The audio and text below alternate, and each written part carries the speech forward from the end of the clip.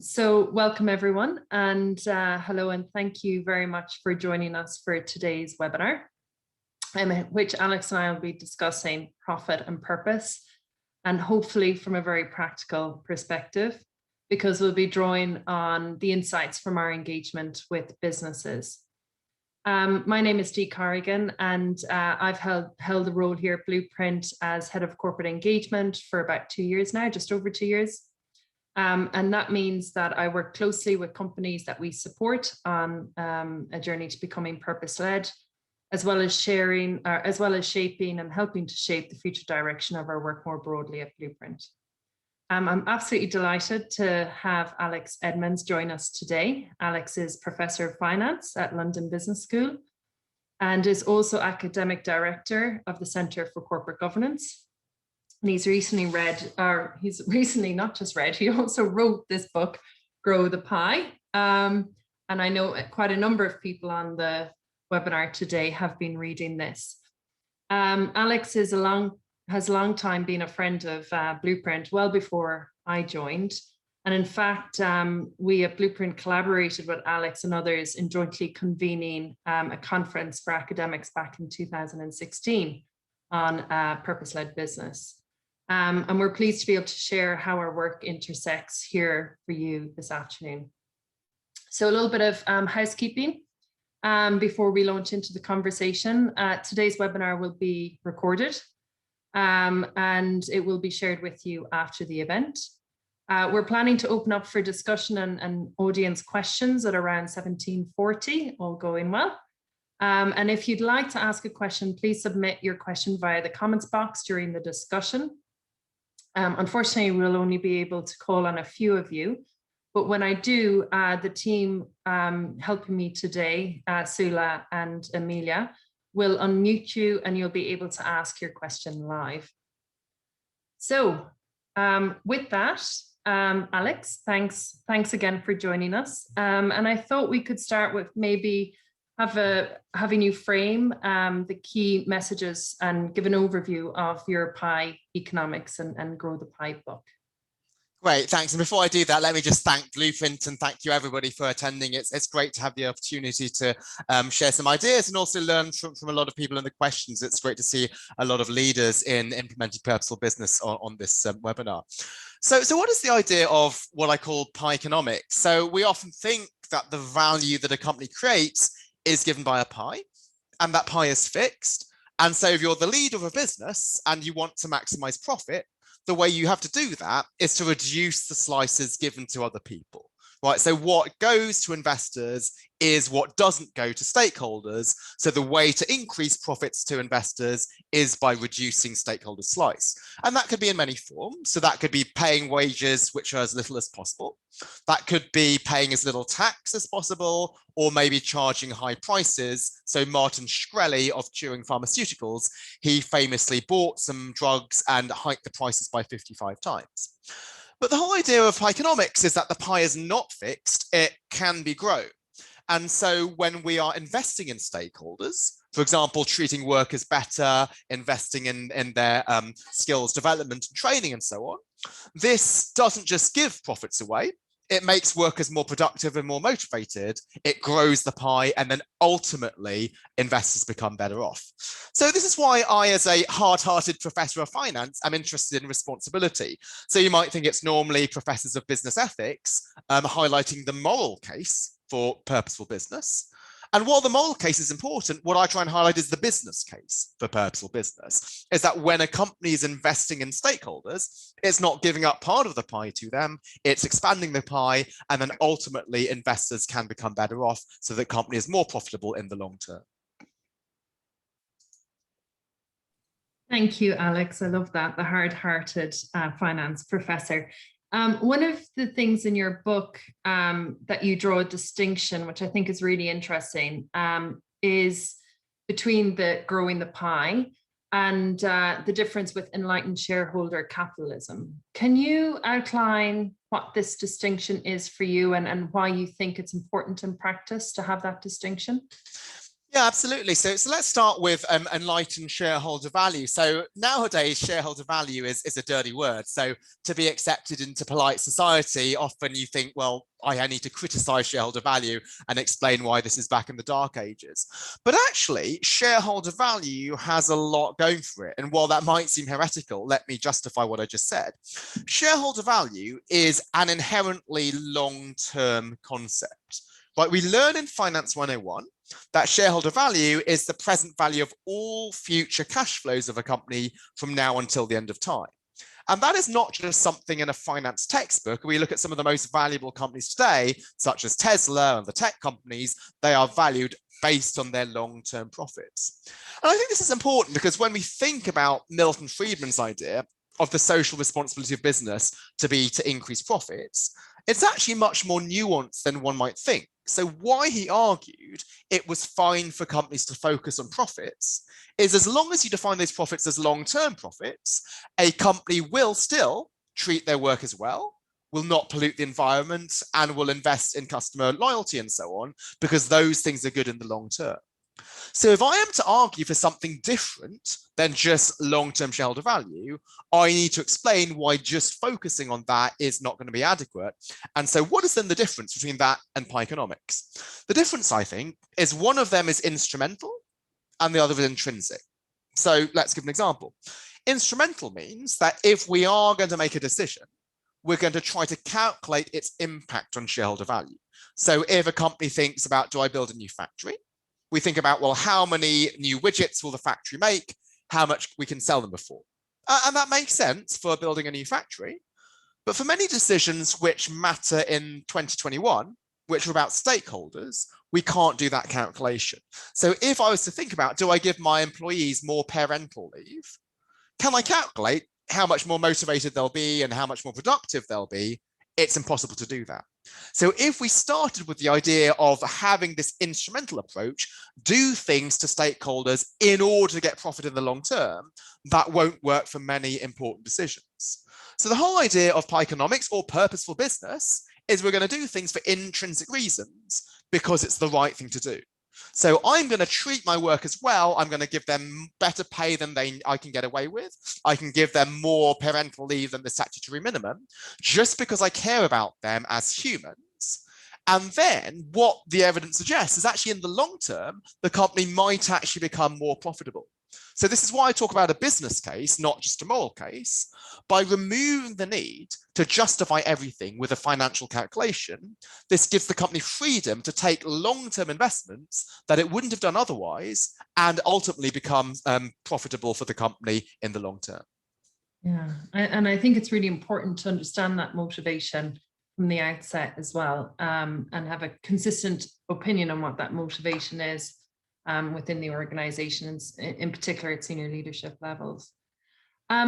So the argument supported by evidence in your book, and as you just mentioned there, is that, you know, in the long term, there isn't necessarily this trade-off between, you know, this idea of purpose and profit is a false, purpose or profit is a false dichotomy. I guess, you know, this comes up quite a lot in our work, and I just would invite you to imagine a scenario of some kind in which, due to a changing external circumstance, a business is facing a decision where in the short term, or even perhaps in the medium term, there is a trade-off between what would be a purpose-led decision and a trade-off then with returns to investors. How do you invite a company to think about that? And do you have a kind of a process of decision-taking that a company could take in order to come to a purpose-led answer? Yeah, thanks, Dee. So these trade-offs are really important. And in particular, these trade-offs may exist in the short term. So my idea of growing the pie, that happens in the long term, right? Investing in stakeholders does make the company more successful for shareholders, but in the short term, trade-offs might bite. But I think actually I'd say that even in the short term, some things that people think are trade-offs might actually not be when we think about purpose and shareholder value a bit more deeply. So I'm going to give you two examples. One of them are decisions that actually are purposeful, but may not seem purposeful. And one of them is the idea of layoffs. So clearly employees are extremely important for a company, and we need to treat employees well as humans, not just factors of production. But that does not mean in every circumstance preserving all jobs. So in Japan, there are a number of companies like Panasonic and Toshiba where people used to make magnetic tape. And obviously we don't need magnetic tape anymore. Rather than laying off those employees because there's a social taboo against layoffs, they now have these employees working in what's known as banishment rooms, where they do things like review security footage all day. So that provides jobs, but it provides no human flourishing, it provides no meaningful work. And so in those circumstances, it might be better to let those employees go and allow them to be reallocated to other sectors. And so one sort of more modern decision is Airbnb chose to get rid of 25% of its workforce. And I think that was a commercially necessary decision. To say, oh, we can't get rid of employees, that might have just led to the company going under in a few years' time, and then everybody suffers. So they've said, no, we recognize that in the long term, actually travel might be down. It is a commercially necessary and responsible decision to preserve the long-term sustainability of this company by letting these employees go and helping them find jobs elsewhere. Now, then after they make that tough decision, they said, how can we ease that transition? Let's go above and beyond by giving them 14 weeks of severance pay, when actually in some countries the legal minimum is 0. Let's give them 1 year of health insurance because that's really useful in a pandemic. Let's allow them to keep their laptops because that's going to be critical for them finding another job. And let's change our recruiting department to an outplacement department rather than just relying on the market to reallocate these employees. So that was a decision where actually I would say that getting rid of those workers was not only important for shareholder value, it was the purposeful thing to do in order to preserve the company's long-term survival, but they still took that decision in a different way from a company that just maximizes shareholder value because they try to mitigate the negative consequences to those workers. So that's one example of actually tough decisions which are purposeful as well as good for shareholders.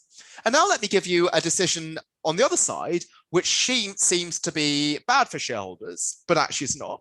And this is the idea of cutting dividends in the pandemic in order to sometimes keep paying your workers or keep some other initiatives. And so this is some work that I've done both independently and also with the Purposeful Company, which I know has a good long-standing relationship with Blueprint, is often people think that if a company cuts its dividends, then this is something which is bad for shareholders. And obviously we need shareholders to still have returns because they include pensions and so forth. But actually, Finance 101 teaches you that, well, if you cut the dividend, the money stays in the company, and that is something which is owned by shareholders. It's like if I was to withdraw from an ATM, I get money now, but my wealth hasn't gone up because that's at the expense of what's in the bank balance. That's what paying a dividend out is doing.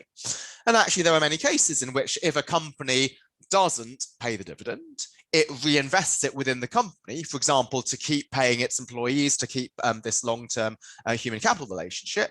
Actually, shareholders still benefit in the long term. Why? Because the fruits of that payment to employees are going to be manifesting in future profits. So this idea of dividend cuts, right? If the money is used for any type of investment, be it tangible or intangible, that ultimately goes to shareholders. And indeed, this is why some of the work that we've been doing with the Purposeful Company is to work with a number of investors who are actually quite happy for dividends to be cut, because they know that as long as that money is reinvested in either tangible or intangible investments, that's something which is ultimately going to be benefiting shareholders in the long term.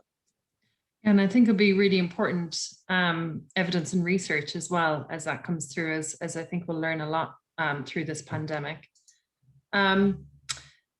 So I think another interesting theme that's possibly not a theme, but it's certainly come up as a point raised in some of our engagements recently, is with CFOs and people working in finance who I believe are genuinely supportive of their company's journey to become purpose-led.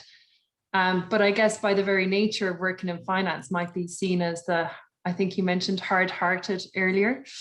And they've said that they feel like their role is almost being demonized, was one person's reference to it. And any conversations around profit cost cutting are kind of almost dirty words. If you were a CFO in an organization, how would you think about your role in facilitating this transition? I guess in particular at the moment, as many companies are facing into some difficult cost-cutting decisions. Yeah, so I think it's important to think about what the word purposeful actually means to begin with. So often we see it as a synonym for altruistic, right? A purposeful company is one that serves customers, employees, the environment, suppliers, the government, and so on. But actually the word purposeful means focused and targeted, right? To have a purposeful meeting is to have one with a clear agenda. If I do something on purpose, I'm doing it deliberately.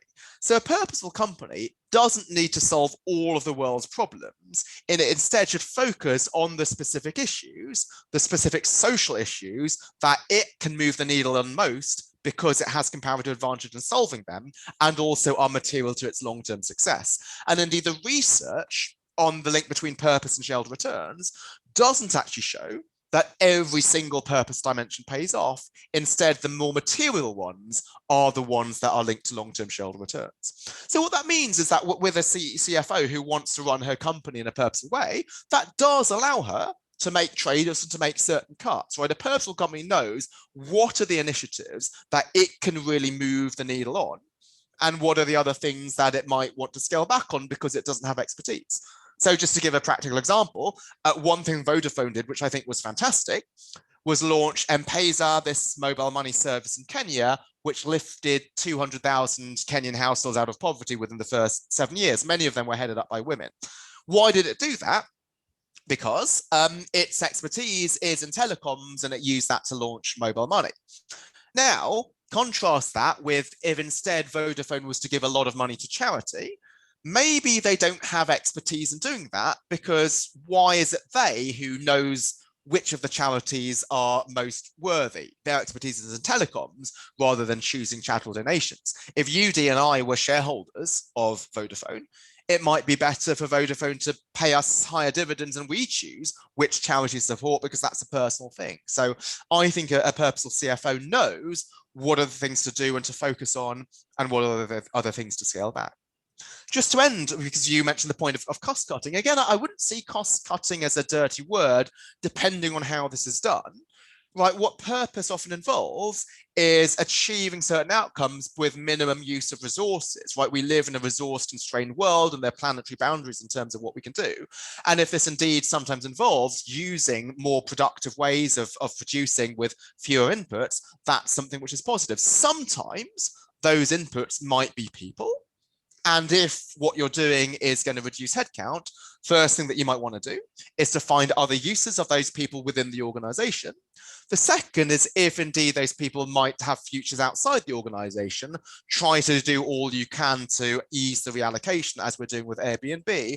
But I don't think necessarily we should have this banishment room situation in Panasonic and Toshiba, where we feel sort of cutting costs is a dirty word.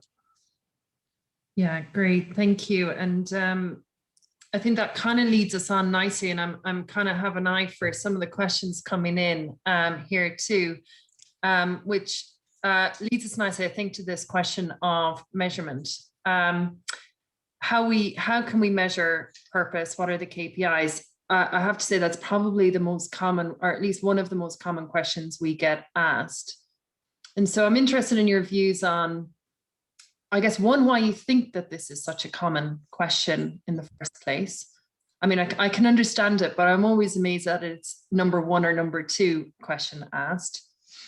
Can we measure for purpose? And in your view, what might be some of the watch outs too around measurement, and how companies think about measuring on this journey to becoming purpose-led? Yeah, thanks, Dee. So why do we have so much emphasis on it? I think there's partly for good reasons, is that, well, if we think that purpose is something we can measure, we can make sure it's not nebulous. So it tries to avoid the issue of companies claiming to be purposeful, but not actually being purposeful. So the whole idea of measurement and trying to actually scrutinize it is positive. However, my main concern with perhaps now the overfocus on measurement is I don't think purpose is something that you can measure, but I do think it's something that you can assess. And there's a big difference between that. but measurement is purely on quantitative dimensions, whereas assessment, you're involving some quantitative dimensions, but also some qualitative aspects. So as some analogies, how do we measure management quality? Right, that's something which is critical. If you're a shareholder and you're trying to buy into a company, you'd like to assess management quality. Now, there are some measures. You might look at how the company's done under her leadership, perhaps compared to the industry, but there will be some qualitative factors as well. Similarly, you might want to measure the quality of a company's strategy or the quality of a company's human capital. There are some perhaps tangible measures that we can look at, but we want to supplement that with some qualitative dimensions as well. So then what does this mean for the assessment of purpose? We certainly do want to have data and numbers, but I think the data and numbers need to be relevant for the company's specific purpose. So I do understand that there's this trend towards having a single set of comparable metrics that we can apply to every company. But I think there's some dangers in that. If we go back and accept my earlier claim that purpose is not being all things to all people, it's focusing on specific issues. So there will be some very relevant purpose metrics to particular companies. So I know there's a bank in China, part of their purpose is to give financial access.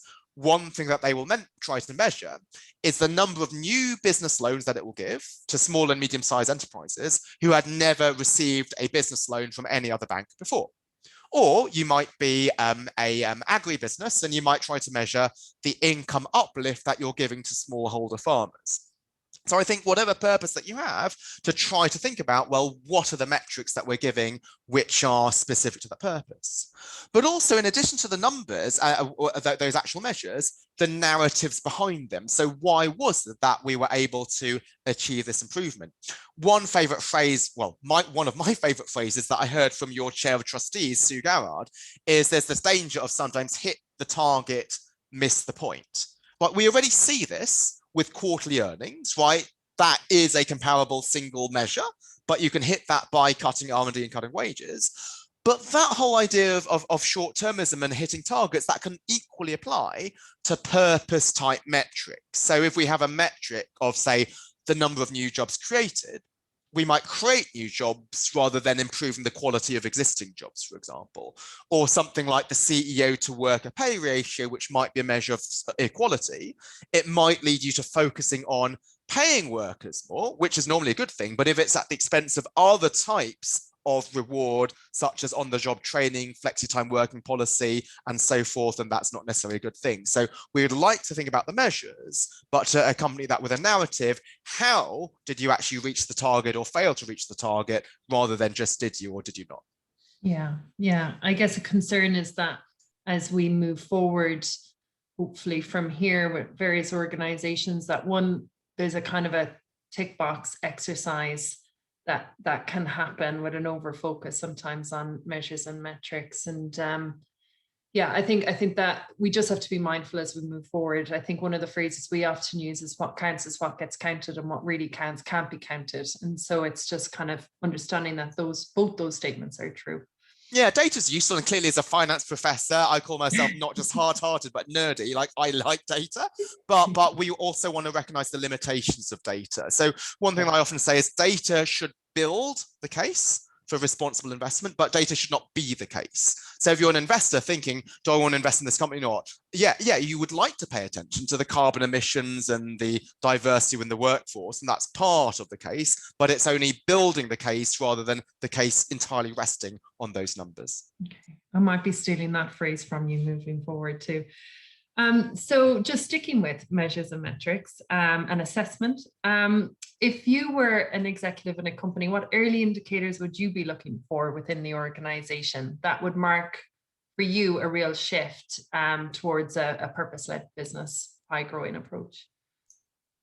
I'd say a couple of things. So one is making investments that you would not be able to justify with purely a financial calculation.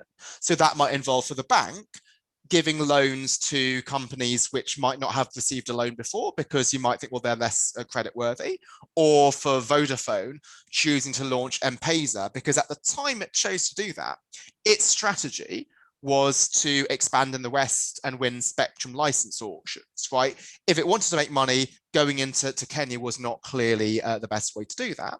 Now, ultimately, in the long term, it opened their eyes to a new revenue stream. But at the time, it wasn't something which was driven by profit. It was driven purely by the idea of serving society. So I would like to see employees taking actions which are driven to serve society rather than for profit.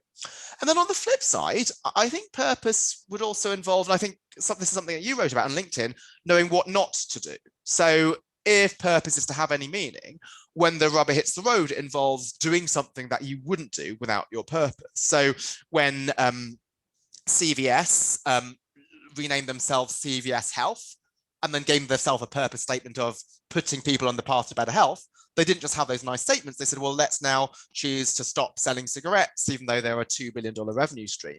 One example from my own brief career in the real world before my current life of poverty, I used to work for Morgan Stanley, and then one of our clients was Abbey National.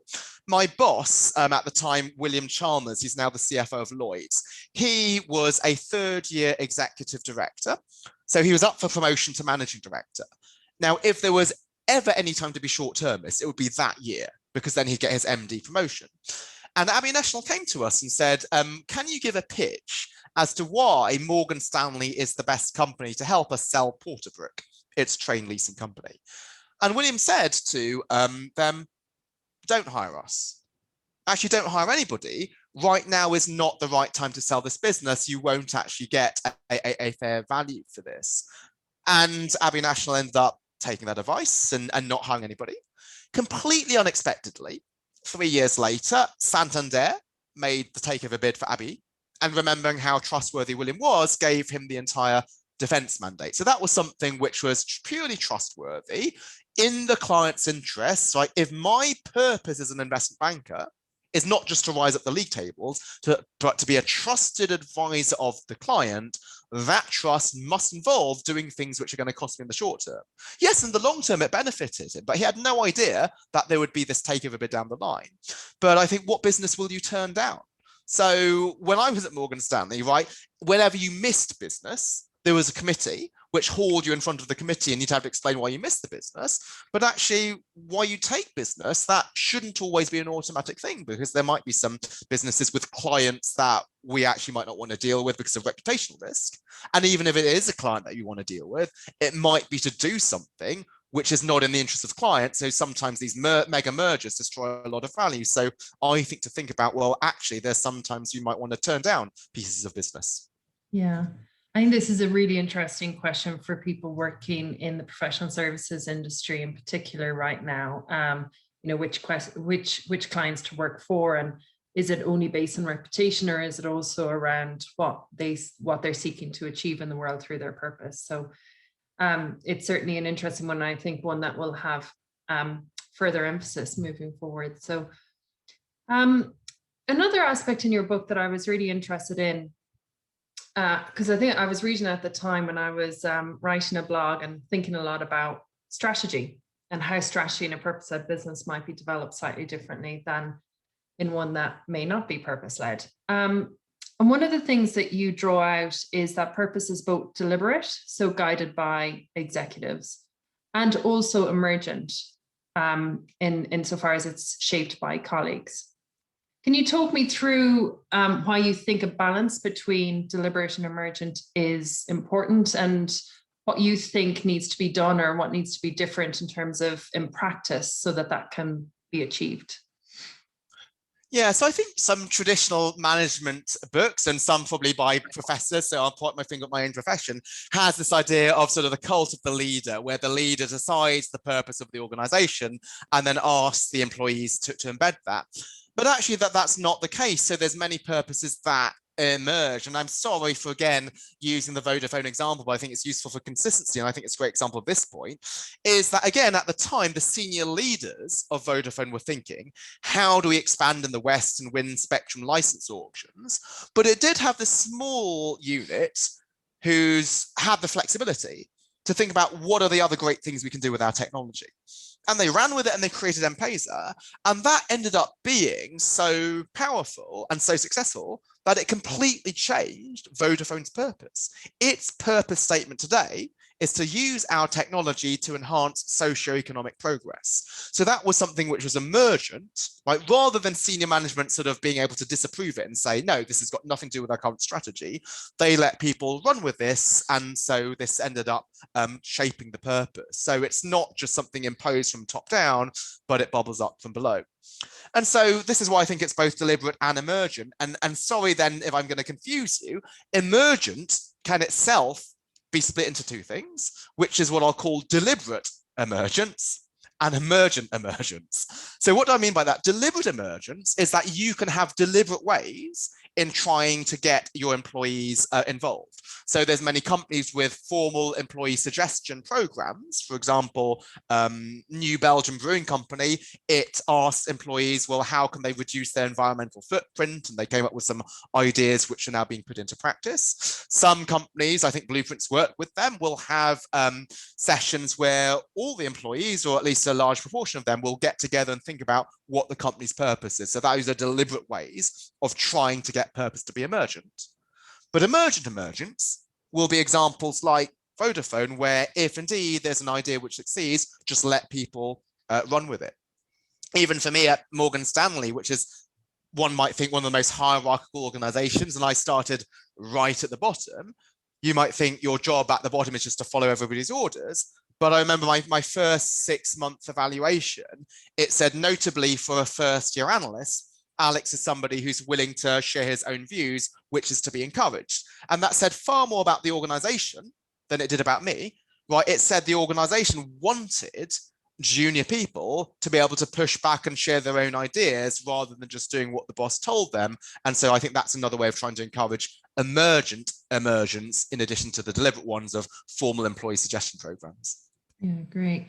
Because I think there can be a tendency at the moment when organizations are looking or considering purpose to kind of define it from the top and then, you know, push it down through different kind of structures and processes, or just see purpose through the lens of strategy only. And I think from our experience, and I guess provocation that we offer businesses, it's also about really shifting how we think about people and the culture in the organization, and also the relationships with stakeholders on which the business depends. So it's more of a deeper challenge than I think people sometimes recognize from the outset. Yeah, and sorry, just to add to that, because some companies will have broad purposes, but then individual units might have mini purposes. For example, Lloyd's purpose is helping Britain prosper. Barclays, I believe it's creating opportunities to rise. And those are deliberately general because they need to apply to the whole organization. But how that applies to people in different business units might differ. And so the leader of that business unit should think about what is sort of the mini purpose of his or her business unit and how that can feed into the broader purpose of creating opportunities to rise or helping Britain prosper. And so that's why, indeed, there should be a lot of leeway and ownership taken about purpose throughout the organization. Yeah, because I think the challenge is also on employees, right? Because I think sometimes they can look to the leaders and to say, okay, well, how do we deliver on this purpose? But actually, it's an ask and not tell, as one CEO said in launching their purpose statement. So just, I guess, I'm going to ask you maybe one or two final questions, because there's a lot of questions coming in and I do want to give some space for that.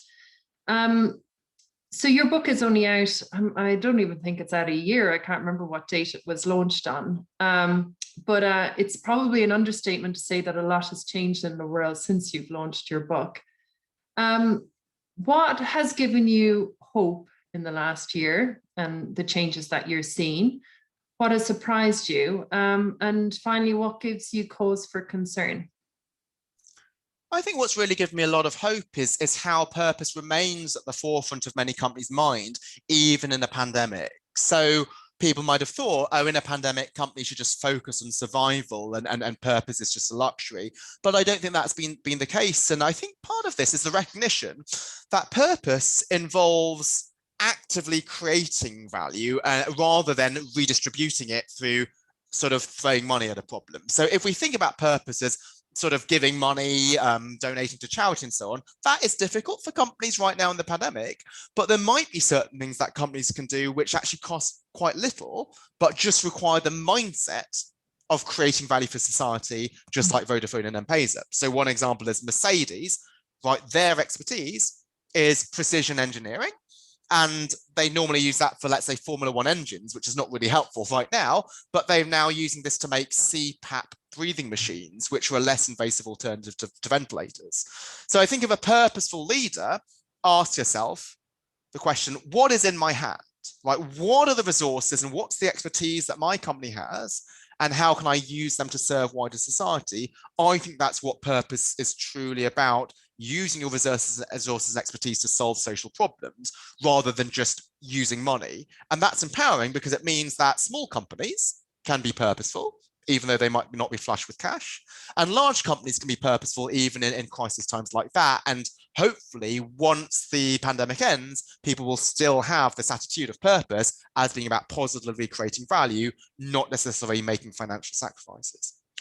I think the one thing which is more giving me concern is some binary thinking, which I know is another thing that Sue Garrard is concerned about with the implementation of purpose. Is what we've seen is some things are seen as either good or bad. So we've seen this big movement against shareholders, thinking, well, shareholders are sort of in the way of purpose and they will prevent companies thinking long term because they're all about short-term profits and dividends, when actually some of the reactions of shareholders have been, oh yeah, don't worry about your dividends or quarterly profits, make the investments that you need to.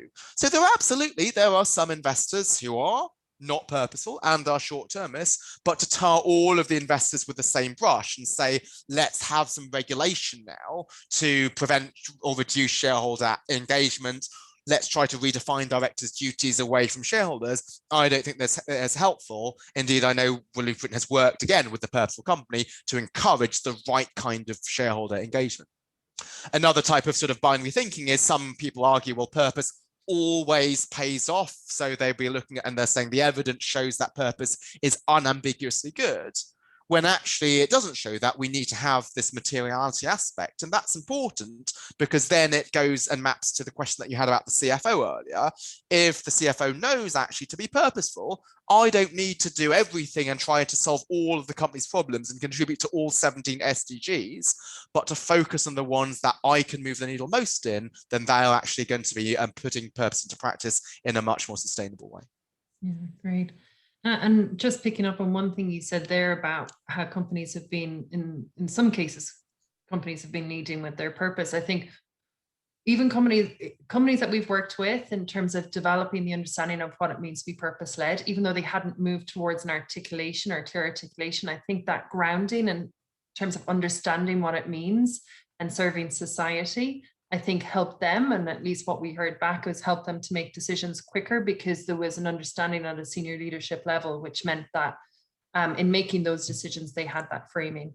And I also think drawing on something you mentioned earlier about employees and layoffs, I think there's been some really interesting aspects of employee sharing across different companies. So some of the airlines moving some of their employees to work for grocery stores when there was a kind of surge in demand. So I think there's going to be a lot of learning, active learning that we can take from the last few months to be able to bring forward, hopefully, and keep the good and maybe challenge and question what may not be so good. Try not to be binary, good and not and bad. Okay, super, right. Well, there's loads of questions coming in. So I know Sula and Amelia have been checking them. So Sula, do you want to unmute whomever you'd like to draw on for a question?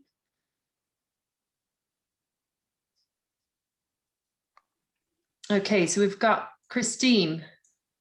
Hi, thank you for the very helpful talk, and I did enjoy the book. My question is, there's been some, just from reading the paper, some discussions on Danone recently, and I'm not interested in the specifics of the company, but there's been some commentary on the fact that some believe the leadership of the company has, if you will, traded off purpose and social responsibility and impact for financial performance. So I just wondered what advice you would give somebody in that position.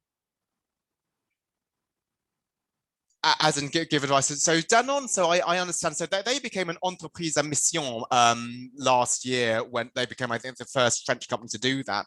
And then since then, they cut 2,000 jobs in November. And I think cutting those jobs it might be necessary, just given the situation they're in. But I would say a couple of things to avoid them being in that situation in the first place.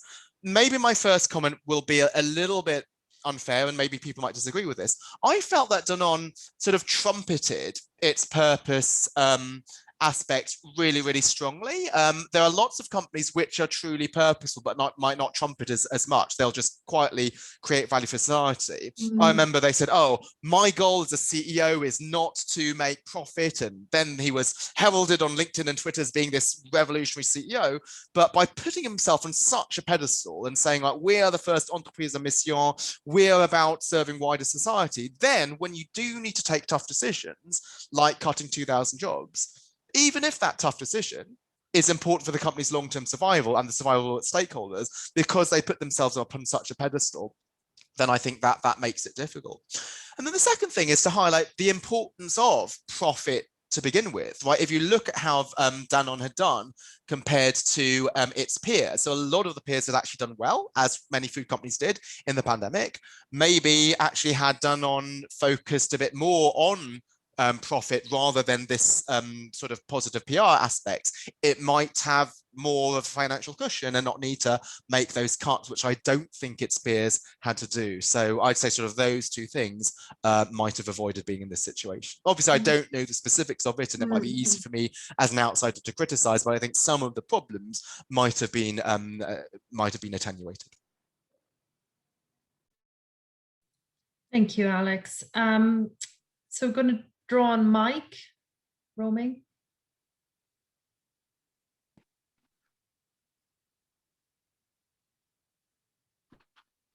Okay, I'm unmuted now, right? Thank you very much, both of you. Really interesting chat. And what I wanted to know was how you've seen companies dealing with that moment when they've taken the decision to become purpose-driven, to start taking decisions based on purpose and so on.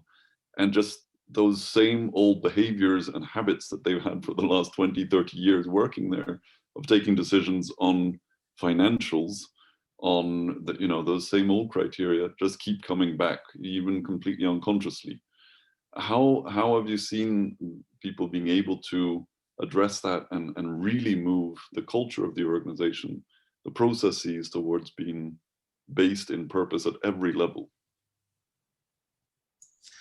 Thanks. I think the first thing I'd say is just to validate this and say this is a big challenge, because a lot of this is a mindset shift. And if indeed people have been with the company for decades and seen the company successful under a different way of doing business, then indeed there'll be a resistance to change. I remember giving this talk at a large company's offsite about the importance of purpose, and I get the question, we've been successful for decades without thinking about this, why do we need to change? So I think part of this is it is natural. You will encounter resistance. It's not necessarily because your organization is even more intransigent or you're not doing a good job of implementing purpose. It is natural. So I think the ways of addressing this are one is just for leaders, just to show that their actions are being different because of purpose. And so this might be sometimes them turning down business or making an investment decision which is not clearly linked to making profit. And so if leaders are taking this seriously, then that's something that I think other people will follow. And I think part of it will be the evaluation of employees. So evaluation that might be measuring certain things if they're purpose dimensions that you can measure, such as the number of new loans to businesses who haven't had business loans before, or other aspects such as the quality of the new business that you're having. Are you turning down business which would actually be bad for the company to have taken? So once we're trying to sort of measure or at least assess these more purpose-related dimensions, then if people knows that, I might butcher your phrase, Dee, that it is being counted, then it will start to count for them. And so that shift in what's evaluated and what's rewarded, that will hopefully create the shift within the organization.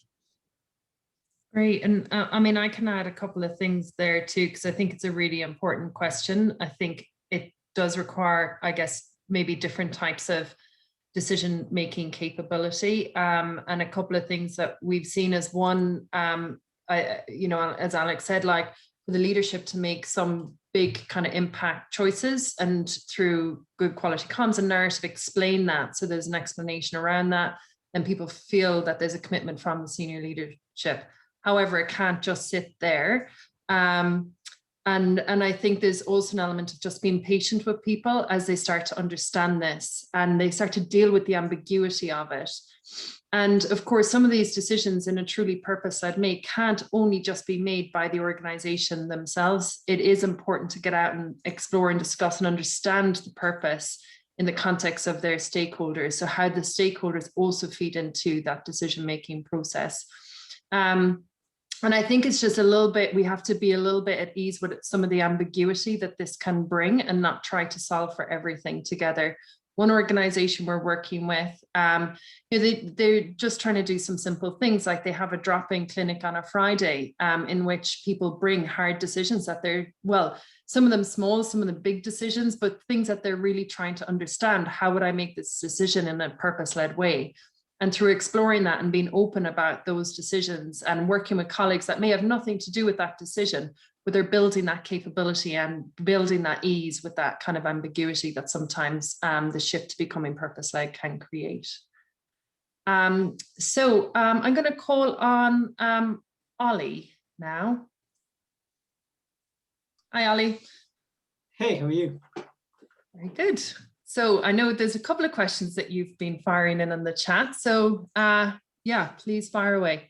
Thanks. I think you dealt with the first one, Dee, very kindly, which was about measurement. So 2 questions, if I may, Alex, and thank you very much for hosting this. Some people, including some of the work from the Royal Society, will make the case that in order to protect the natural world, we actually need to reduce consumption. And so the pie might not actually get bigger over time. It just needs to be more evenly allocated. So your thoughts on that would be welcomed. And then I wondered what you thought about the B Corp movement in the context of a journey towards being a purposeful company. Thank you. Thanks, Oliver. I'm happy to answer both. So the first question was about do we actually want to make the pie bigger because there are potentially some planetary boundaries? I think so the important thing is how I'm defining the pie. So some people think, well, the pie is financial value, or growing the pie is growing the firm.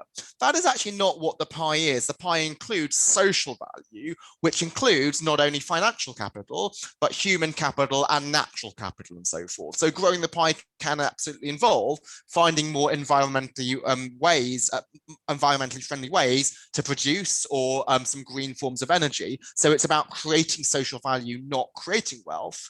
And therefore, there are many things that one can do in order to create social value, which are not at the expense of planetary boundaries. Financial profits are only one slice of the pie.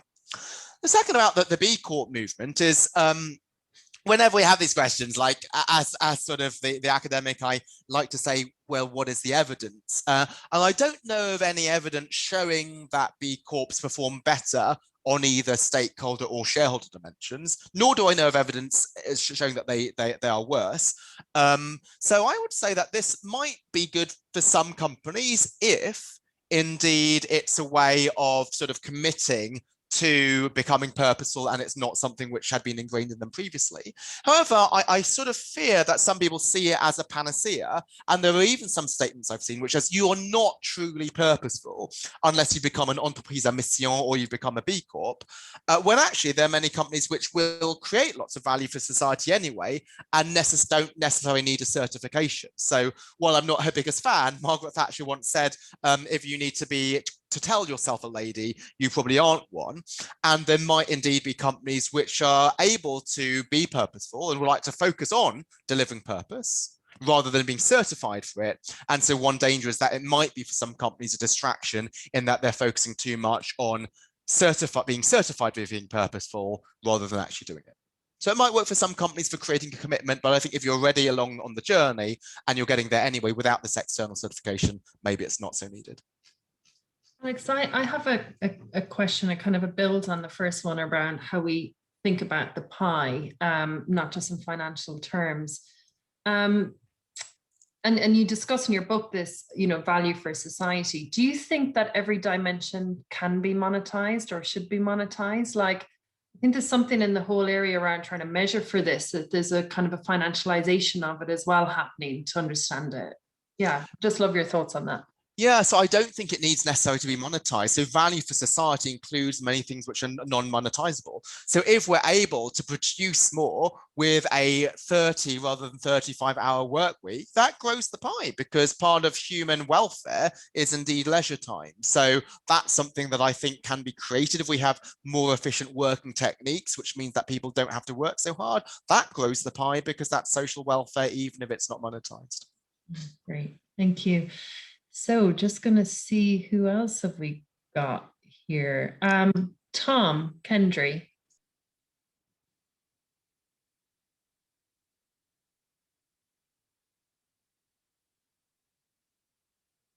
Hi, Tom.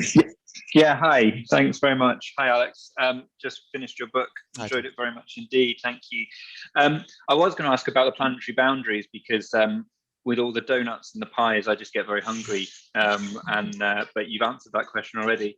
I guess my other question was going to be about purpose, companies with purpose, and the confusion that seems to create with pleasing everybody. You can't be purposeful and make people redundant. You can't be purposeful and make a difficult decision. And I was just wondering, I work for a bank, and specifically people criticize banks closing branches, for example.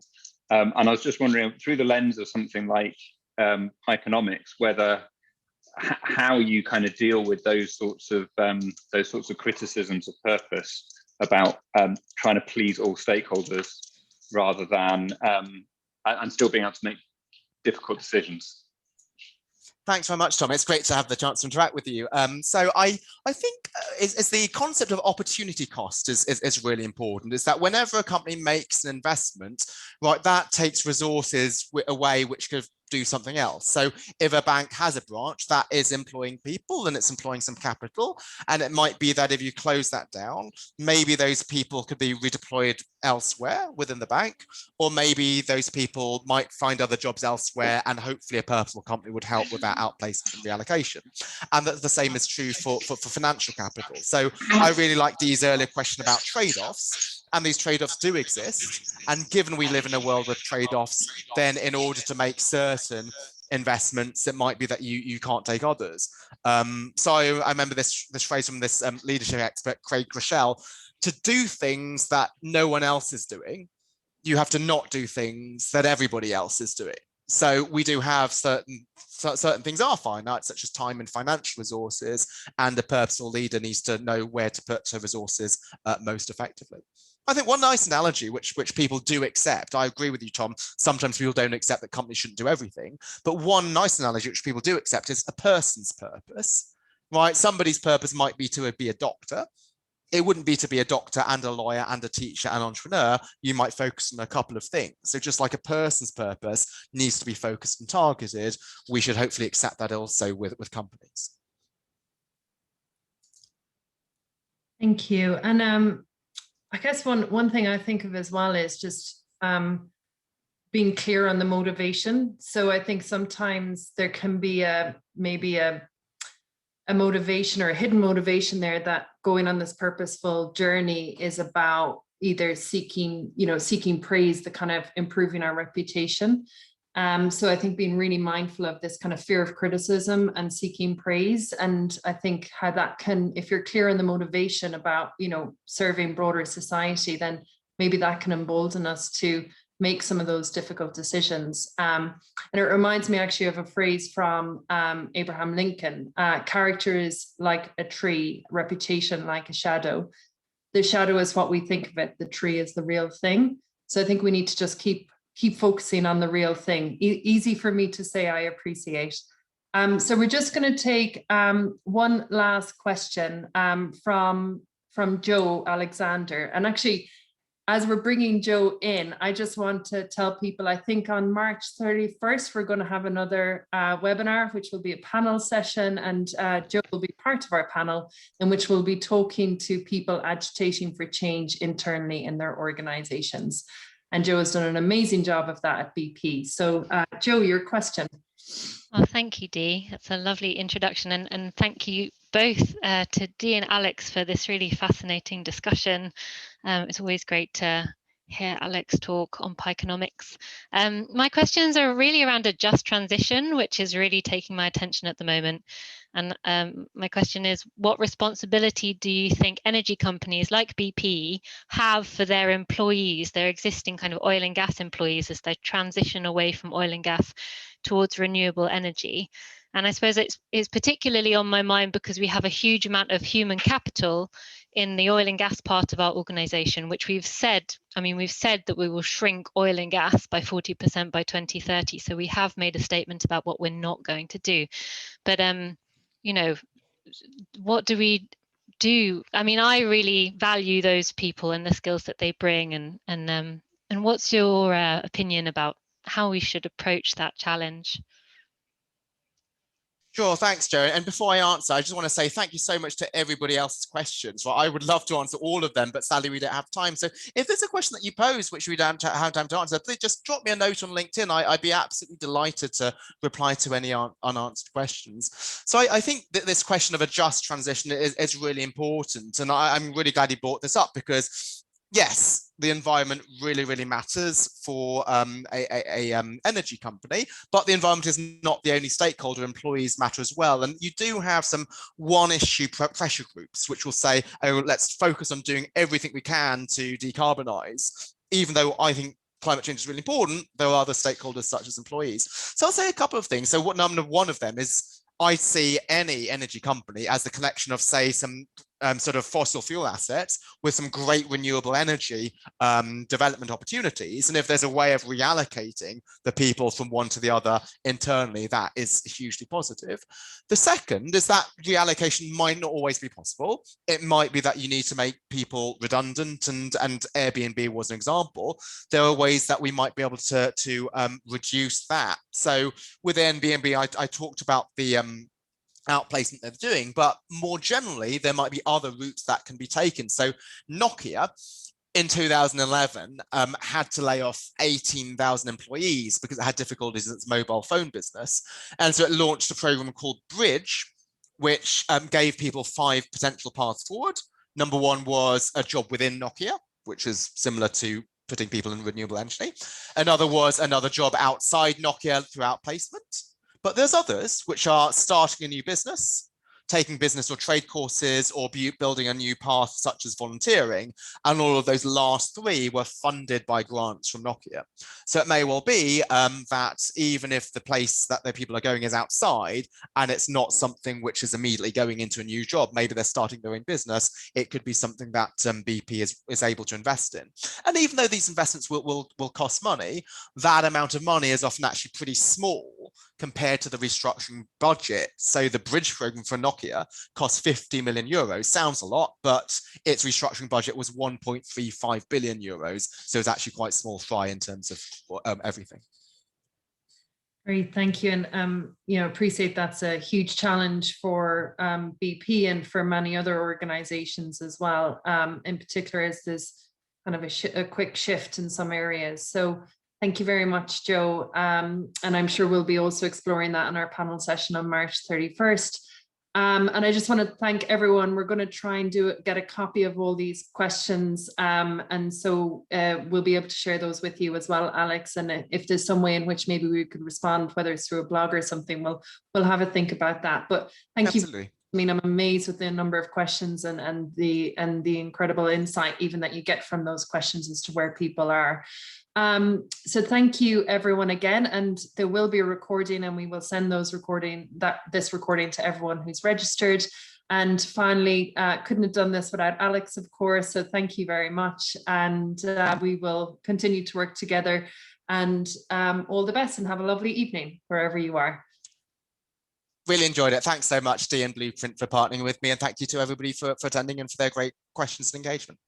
Fantastic. Bye-bye, everyone.